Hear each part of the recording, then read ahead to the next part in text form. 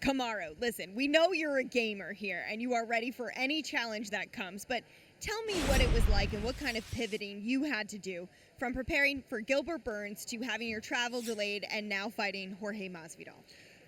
It was a lot of pivoting as far as mentally. That's all it was for me, because the way I fight anyways and the way that I train for each fight, I leave no stone unturned in preparing for my opponent. So it doesn't matter whether they're a wrestler, they're a grappler, they're a striker. I work on every single facet of the game to make sure I'm up to par on everything. And so it just had to be a mental switch, because I'm preparing to go in and fight a dog like Gilbert Burns. And then I get a call that, hey, that has been switched around. Now you have to fight Jorge Masvidal. So, you know, Jorge's a tough opponent. He's a big, bad opponent. He's the next guy in front of me, and I have to go in there tomorrow night and I have to take care of business. When you assess Jorge as an opponent, I mean, what stands out for you?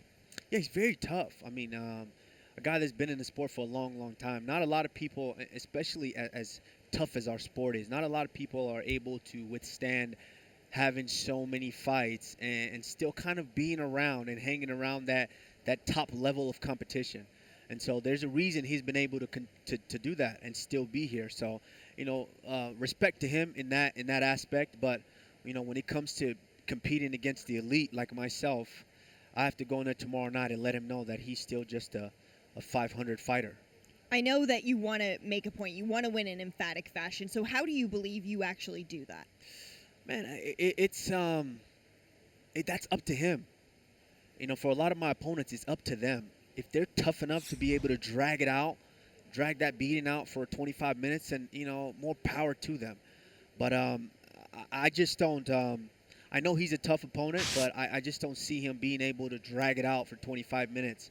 So I think it's going to stop. I think the fight is definitely going to end within 25 minutes. Excellent. Well, we are so looking forward to this main event. I appreciate your time. Good luck to you. Have fun out there. Thank you so much. Thanks. John, back to you guys. All right, a little side-by-side career comparison on the headliners tomorrow. Masvidal's been at this a long time, turned pro back in 2003. Kamaru Usman actually won a D2 national title in wrestling in 2010 before he turned pro in MMA in 2012. Masvidal with one more UFC win than Usman, but of course Kamaru is 11-0 in the big show. Kamaru lands more strikes per minute. Masvidal would appear to be the bigger knockout threat, and in terms of the takedowns, much more a part of Usman's game than Masvidal's. All right, so there is this backdrop of bad blood. Radio Row earlier in February, Super Bowl week, they got into it, had to be separated. This seems like a legitimate rivalry, and the heat does not seem fabricated to me. No, certainly not fabricated whatsoever. But I just think Jorge Masvidal will do this with everybody. You know, I mean, at the end of the day, there it is. We're taking a look at it earlier in the year, talking a bit of smack back and forth.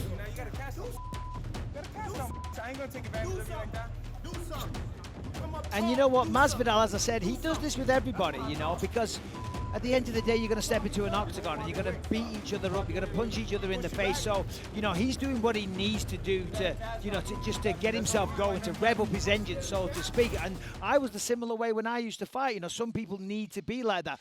Usman, of course, for that, he's going to take offense. And, right. And from Usman's perspective, he's trying to take his belt. He's trying to take everything that Kamaru Usman has worked so hard for. So he's taking that personally as well. So now I think both guys have forgotten why they initially disliked each other. Now it's just like, I hate that guy, he's the enemy. And Masvidal's getting the bulk of the credit for stepping up on short notice, and rightfully so. But let's also acknowledge Kamaru Usman, who was scheduled to fight his teammate, flew to Dallas, then back to Vegas, and eventually got to Fight Island. He deserves some credit as well. Thank you for watching ESPN on YouTube. For live streaming sports and premium content, subscribe to ESPN+.